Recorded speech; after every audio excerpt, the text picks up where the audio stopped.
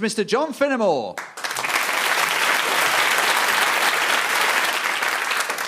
Hush, hush, whisper who dares, Bidford Council are saying their prayers. Lord all-knowing, wise and tender, give us this day our day's agenda. Our minutes bless and grant that we get not tied up in AOB. Thank you, Father, who art in heaven, love Bidford, which art in Devon. Now that is a documentary reconstruction of what they used to say in Bidford before the start of every council meeting. But they're not saying it anymore, because Councillor Clive Bone didn't like it.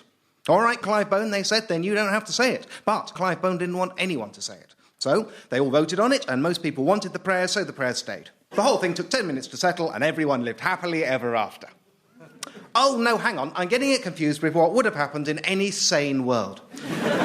No, what actually happened is that the National Secular Society took Mr. Bone's case to the High Court, arguing that the prayers infringed his human rights. Really? 3 minutes of optional prayers are an infringement of human rights now? In that case, my school was like a Soviet gulag. We had prayers, hymns, carol concerts. Some of them were really boring. And I didn't believe in God either. And so instead of I believe in God the Father, this is true, I used to sing, I believe in Gordon Farmer. Anyway, the Gordon Farmer solution apparently didn't occur to Clive Bone, so off he went to court. And the judge swiftly threw out the human rights argument, hopefully with a muttered, get a grip. However, it turned out that on the purely legal question of whether the council had the power to vote themselves a prayer session, well, no, they can't. And obviously, we can't just let Bidford Council vote themselves anything they feel like, or the mayor of Bidford would even now be launching a nuclear strike on Barnstaple. So for that reason and no other, the prayers had to stop after all, which was a shame, but luckily everyone kept it in proportion. The Christian councillors said their prayers before the meeting officially began, and everyone lived happily ever... no, I've done it again. No, what actually happened was that everyone behaved as if the High Court had illegalised nuns. Eric Pickles called it... chilling. And said... the right to worship is a fundamental and hard-fought British liberty. Well, that's true. It absolutely is. And now the evil heathen High Court has left the Christians of Bidford literally nowhere to exercise that right, unless you count St Mary's Church in Bidford. But that's an Anglican church. What if they're Catholic? Well, I suppose there's the Church of the Sacred Heart, but that's Roman Catholic. What if they're a different type of Catholic? I suppose they could go to the Liberal Catholic Church on Torridge Hill, but if you put those three aside, that only leaves you with the Methodist Church, the Baptist Church, the United Reformed Church, the Evangelical Church, the Bethel Free Church, the Society of Friends Meeting House, and that is it. I think what I'm saying is it's a pity they had to scrap the prayers, but I also think Christianity can weather this storm. There are 17 Christian services a week in Bidford. The North Devon Humanist Group meets every fourth Wednesday in the Fremington Parish Hall Annex. Not the whole parish hall, just the annex. And that's why I agree with Baroness Varsi when she says, as she did in her speech to the Vatican this week, that Britain is a Christian country. I think it is. As she says, Christianity is an intrinsic part of the country's history and culture, and besides, 71% of the population tick Christian in the census. That's good enough for me. Even if it's not good enough for Richard Dawkins, who popped up this week to announce that people who called themselves Christians didn't know as much about Christianity as he reckoned they ought to, and therefore weren't Christians at all. Ha!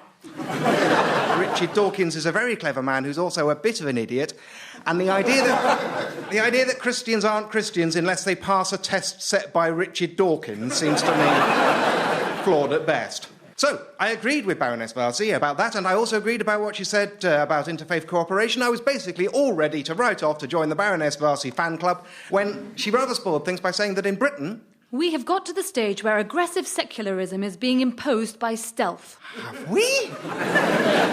If we have, I think it's being very stealthy indeed. I mean, too stealthy for its own good. MPs swear allegiance to God, the head of state is defender of the faith, and has she counted the number of churches in Bidford?